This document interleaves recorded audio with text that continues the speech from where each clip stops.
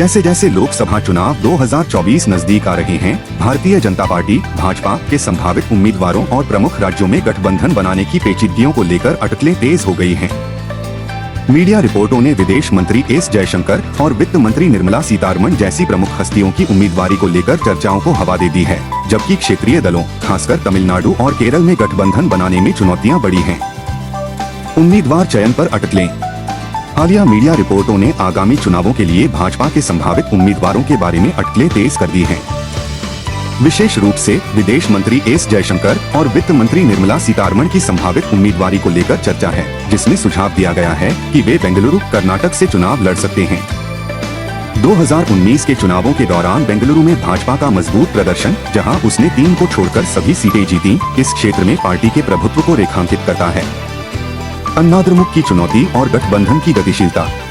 अन्नाद्रमुक नेता केपी मुनुसामी की भाजपा को हालिया चुनौती तमिलनाडु में गठबंधन निर्माण की जटिलताओं को रेखांकित करती है। मुनुसामी का यह दावा कि अगर भाजपा को राज्य में अपने समर्थन आधार पर भरोसा है तो उसे अन्नाद्रमुक के साथ गठबंधन करना चाहिए, जो चुनावी राजनीति में रणनीतिक गठबंधन के महत्व पर प्रकाश डालता है। अन्नाद्रमुक द्वारा भाजपा के प्रस्तावों को अस्वीकार करना तमिलनाडु में क्षेत्रीय खिलाड़ियों के साथ गठबंधन बनाने में पार्टी के सामने आने वाली चुनौतियों को दर्शाता है। कर्नाटक से परे संभावित उम्मीदवार। कर्नाटक में उम्मीदवारों को लेकर चल रही अटकलों के अलावा केरल के तिरुवनंतपुरम से इलेक्ट्रॉनिक्स और आईटी राज्य मंत्री राजीव चंद्रशेखर को मैदान में उतारने में भाजपा की दिलचस्पी के संकेत भी हैं। केरल में चंद्रशेखर की संभावित उम्मीदवारी राज्य में अपनी उपस्थिति बढ़ाने के भाजपा के प्रयासों का संकेत देती है।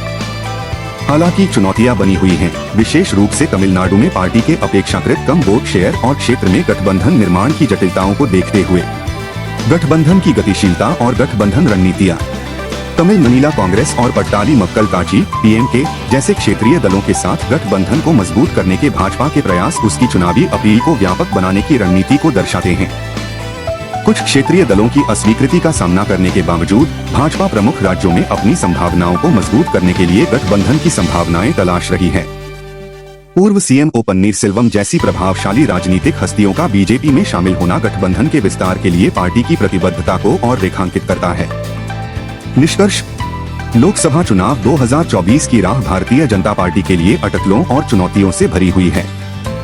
जैसा कि पार्टी संभावित उम्मीदवारों पर विचार कर रही है और तमिलनाडु और केरल जैसे राज्यों में गठबंधन की गतिशीलता पर विचार कर रही है, चुनावी परिणामों को आकार देने में रणनीतिक निर्णय महत्वपूर्ण होंगे।